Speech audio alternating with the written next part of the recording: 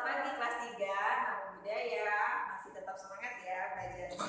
Nah, pagi hari ini kita akan lanjut lagi materi pendidikan agama Buddha dan kita akan memasuki pelajaran kedua ya. Jadi di pelajaran kedua ini kita akan membahas tentang pengorbanan bodhisatta ya. Bodhisatta atau bodhisatwa. Pasti pernah dengar ya kata-kata bodhisatta, bodhisatwa. Nah, siapa sih bodhisatta itu? Bodhisatwa. Nah, ternyata bodhisatta atau bodhisatwa ini adalah bakal Buddha atau calon Buddha ya. Jadi seperti kita ketahui bahwa Pangeran Siddhartha Gautama adalah merupakan bodhisatta atau bodhisatwa, yang mana Pangeran Gautama ini nantinya akan menjadi Buddha ya. Jadi Pangeran Gautama adalah bodhisatta. Nah, kemudian apa sih cita-cita dari bodhisatta? Nah, kalian dibuka bukunya ya. Kalian simak di halaman 21 ya, dipelajari di rumah. Nah, bodhisatta ini mempunyai cita-cita yang sangat-sangat luhur sekali, yaitu cita-citanya menolong banyak makhluk ya, menolong banyak makhluk hidup ya, semua makhluk agar terbebas dari penderitaan atau dari derita ya. Jadi bodhisattva ini cita-citanya sangat-sangat luhur sekali, sangat baik sekali ya.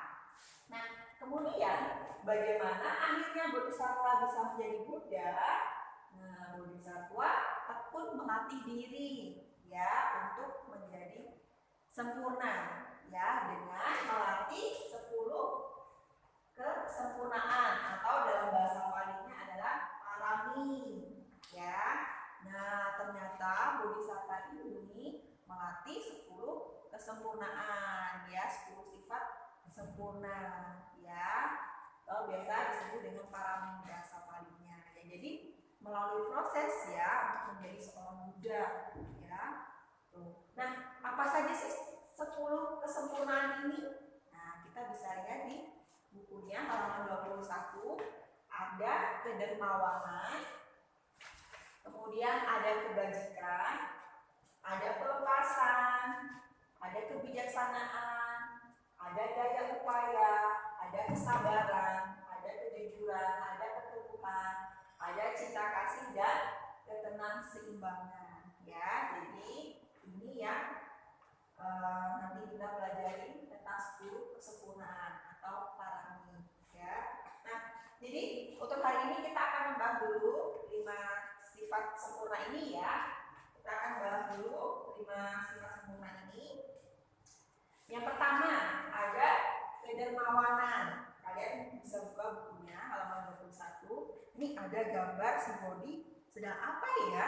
Kok memasukkan uang? Nah, ternyata si Bodhi ini sedang berdanau. Wah, dermawan sekali ya si Bodhi ya. Nah, ini sama seperti melatih kedermawanan ya.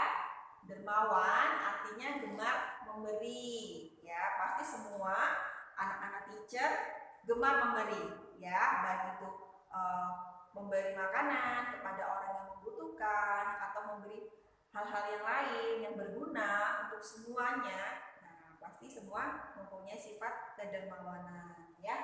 Nah, kita harus gemar memberi dan berani memberi ya. Jadi kita tidak perlu takut untuk memberi ya. Misalnya ada anak kecil minta-minta ya. Nah, kita nggak perlu takut ya. Nah, takut ditarik-tarik, nggak perlu takut ya. Semampu kita, sebisa kita, sepunya uang yang kita miliki, kita berikan kepada anak tersebut. Kita tidak perlu takut ya. Kemudian memberilah tanpa mengharap balasan. Nah, itu yang terpenting ya. Kalau kita memberikan sesuatu kepada orang yang membutuhkan, kita tidak boleh meminta balasan ya. Kemudian orang yang gemar memberi pasti nantinya akan mendapatkan buah karma yang baik ya. Nah, apabila kita sering memberi, kita memberi bantuan pada orang yang membutuhkan, pasti di saat kita nanti kesusahan, orang-orang yang telah kita bantu pasti akan memberikan bantuan juga kepada kita ya. Jadi itu karma baiknya untuk kita ya. timbal baliknya. Nah, orang yang gemar memberi hidupnya akan bahagia. Ya, benar sekali ya. Apabila kita sering memberi, kita sering berdana, hidup kita pasti akan bahagia, ya. Nah, kemudian ada yang kedua, kebajikan. Kebajikan ini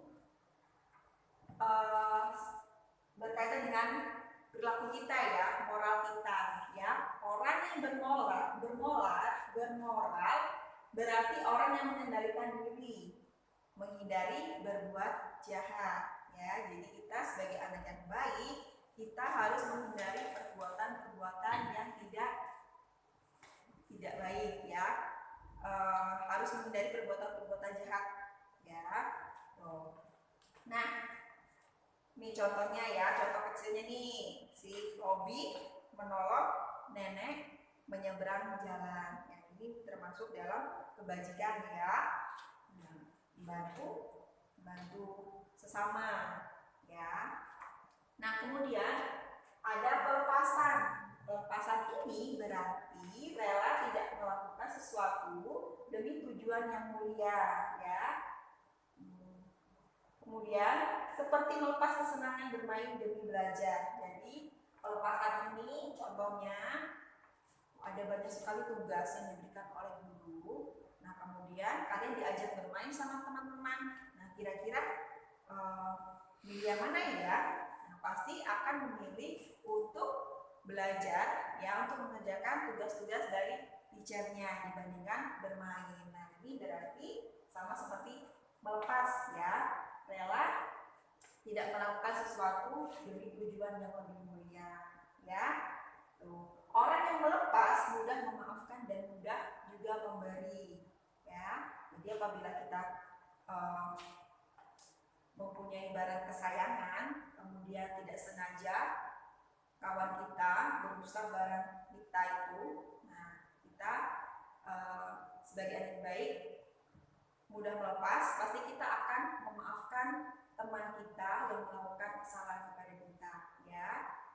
Jadi itu contoh kecilnya ya yang biasa kita lakukan dalam kehidupan sehari-hari ya. Mungkin anak-anak di rumah, anak-anak teacher pasti ada lah sifat-sifat seperti ini ya.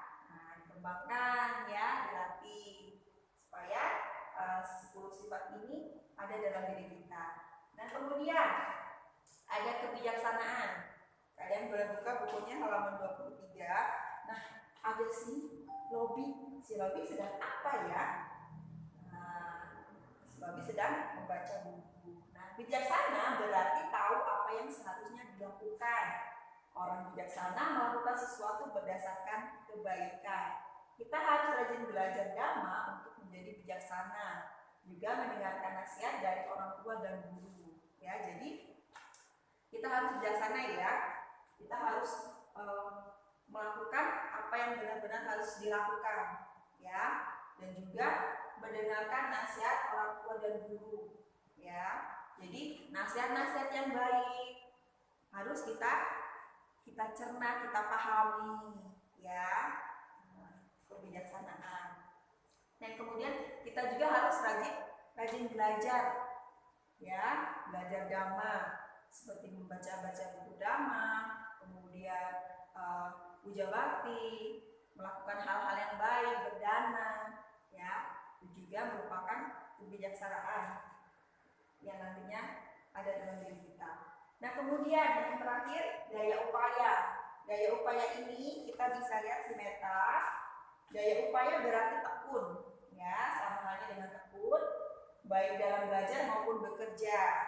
Orang yang penuh daya upaya pantang menyerah meskipun banyak tantangan dan kesulitan. Jadi kita harus tekun ya apabila kita ingin mendapatkan sesuatu yang kita inginkan. Nah, kita harus tekun belajar. Misalnya kita ingin mendapatkan beasiswa nantinya ya, untuk sekolah di sekolah yang bagus, yang sangat-sangat bagus sekali. Dan jadi apa yang kita lakukan? Yaitu belajar dengan tekun ya, atau daya upaya ini kita tingkatkan ya, tidak malas-malesan ya. Katanya ingin sekolah di sekolah yang bagus tapi malas-malesan. Nah, pasti hasilnya juga tidak akan memuaskan ya, tidak akan terjadi. Tuh, makanya kalau ingin mendapatkan sesuatu yang diinginkan, kita harus tekun dalam diri kita ya, atau dari upaya ini. Ya, jadi untuk hari ini kita akan bahas dulu 5 sifat kesempurnaan ini, dan untuk 5-nya kita akan bahas untuk minggu depan. Ya, jadi Ica harap dipelajari lagi di rumah, dibaca-baca kembali ya tentang pengorbanan bodhisatta, kemudian 10 kesempurnaan ya. Nah, untuk minggu depan kita akan bahas lagi yang nomor 6 sampai nomor 10 ya. Untuk hari ini tidak ada tugas kelas 3, tugasnya minggu depan. Jadi itu saja yang bisa saya sampaikan. Semoga bermanfaat untuk kalian semua, dan selalu jaga kesehatan dan tetap semangat belajar. Selamat pagi, Namo Buddhaya.